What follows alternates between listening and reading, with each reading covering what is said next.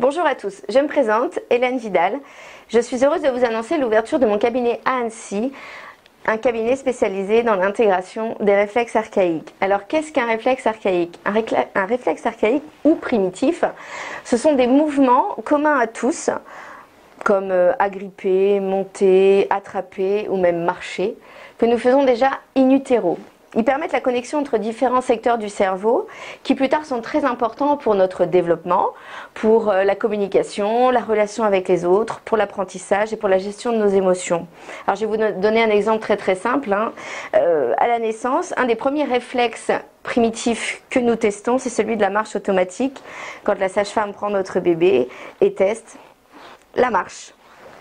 Si l'intégration ne se fait pas, qu'est-ce qui se passe? Alors déjà, pour quelles raisons l'intégration ne se fait pas?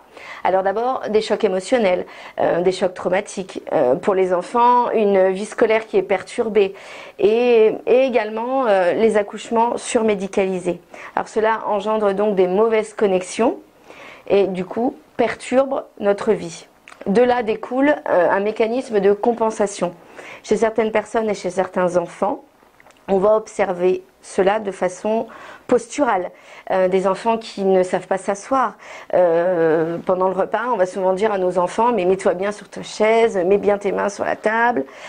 Chez les adultes, des adultes qui mettent leurs jambes sous leurs fesses, ou des enfants qui vont s'asseoir en W. Alors s'asseoir en W, ils mettent les fesses sur le sol et les jambes à l'équerre. On appelle ça un W parce qu'avec les genoux, ça forme un W. Au niveau de l'apprentissage, tous les troubles d'apprentissage qu'on peut connaître. Par exemple, l'étape de multiplication qui s'oublie, les troubles 10, dysphasique, dyslexie, dysorthographie, etc. etc. Des enfants qui ont du mal à laisser leurs chaussures. Ou l'apprentissage du vélo est compliqué. La lecture également, des enfants qui n'ont pas de mémoire. Et des adultes aussi d'ailleurs. Au niveau émotionnel, on va souvent dire que ce sont des personnes qui sont soupolées, qui n'ont pas confiance en eux, qui ont très peu d'estime d'eux-mêmes et une relation avec les autres qui est compliquée. Alors sachez que rien n'est irréversible, que vous en tant que parents, ce n'est pas de votre faute, ce n'est pas non plus la faute des enfants, c'est simplement que les réflexes ne sont peut-être pas intégrés. Alors, comment je travaille? Grâce à plusieurs méthodes qui sont entre elles complémentaires, je vais intégrer les réflexes dans le sens dans lequel ils auraient dû être intégrés. Par deux méthodes. La méthode RMT qui va travailler par rapport aux réflexes in utero.